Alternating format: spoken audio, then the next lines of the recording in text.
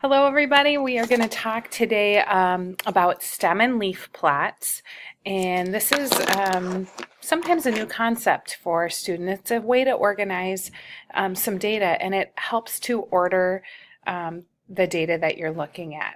So a stem and leaf plot is a way to organize a set of data where the leaf is the last digit in the data set and the stem is the remaining front digit or digits in the data set.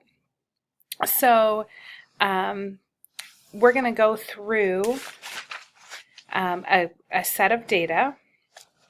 I'm going to show you which example I'm going to do and what data I'm going to put on here. So this is the daily internet use in minutes for somebody. So 22, 41, 15, 28, 50, 19, 44. You see all of these kind of random numbers going on there. So how you make a stem and leaf plot is you organize the data. You don't need a zero if there are no single digit numbers. So 1, 2, 3, 4, 5, 6, 7. In this one, in our key over here, the 1 is going to represent the tens place and the 5, the ones place. So I'm going to put the leaves on. Step 2 is to write the leaves next to the stems, and since my pens aren't erasable, I cannot reorder them, but eventually the leaves need to go in order. So this would be your 15. This is a 19 and a 19 because this is a tens place. You have a leaf that matches it, so it'll be a 15, a 19, and a 19. And then this one goes, so this would be 22, 23, 27, 28, 29. And then it goes 1, 1, 5, 5, 7. So again, 31, 31, 35, 35, 37. You can see the mode or modes in this case kind of developing. We've got two 19s, we've got two 31s, we've got two 35s. So we had 40, so you do write the 0 there. And then 41, 42, 44. We have a 50. 53 and 54, and there was nothing in the 60, but you still need to write the stem there, and then we've got the 70. So if these are out of order to be a true stem and leaf plot, all of these leaves do need to be in order in every one. So you can kind of see where the data falls in all of these. For the second example, I want to show you that sometimes if you have a key where this is a whole number and this is a tenth, you just need to show that in the key that it's 5.7. So this is 5.7, 5.7. This is 6.1, 6.2, 6.7, 7.0, and 7.4.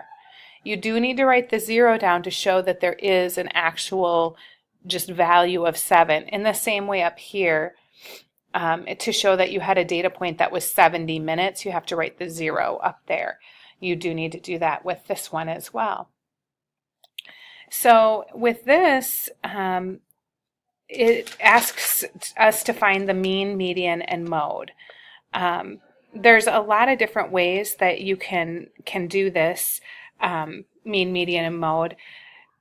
You do need to still put the data in order, but you can do that really easy to find the median when you do that, and you should see the median right here. If you saw what I did here, I took the leaves and I went to the extremes and I'm moving towards the middle, and I ended up at 6.2. So the median equals 6.2. And then the mode, very easy to see here because I have two leaves that are exactly the same. So the mode is 5.7. And obviously the mean, you do just like anything else, you're going to add all of these up and then divide by. So when I added them all up, I got 44.8 divided by 7. So when I did my division, I ended up getting 6.4. That's an easy one to have some calculation issues on, but you all know how to solve for the mean, median, and mode. Right down here, I had an example here where you got to look at the key. Can you find the median? Can you find the mode? Again, if you want to find the median, start at the extreme, go marching towards each other.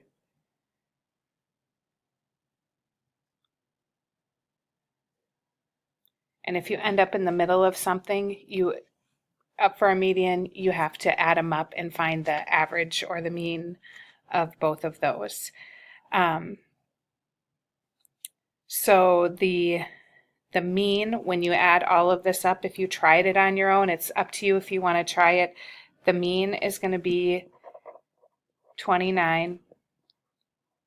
And you saw me kind of end up between two numbers here. It'll be the median is going to be 27.5.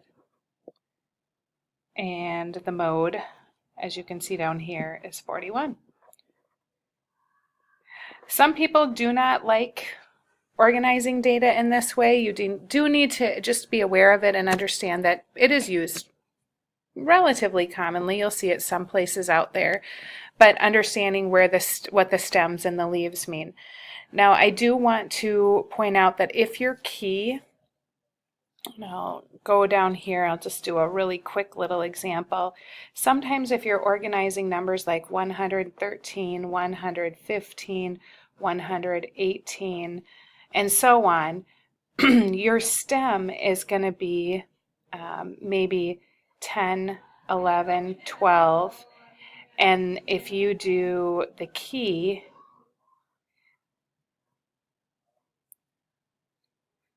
that's going to equal 105. Because remember, the leaf is just the very last digit. If you go back up here, the stem is the first digits, the leaf is the last digit.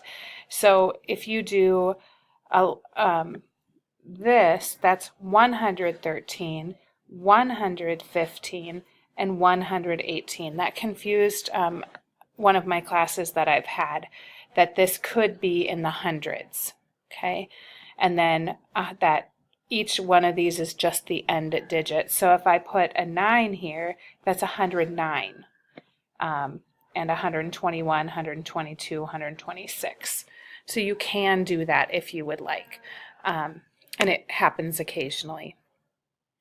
Hopefully this one won't be too confusing. Where you're going to make your error, again, is figuring out your mean.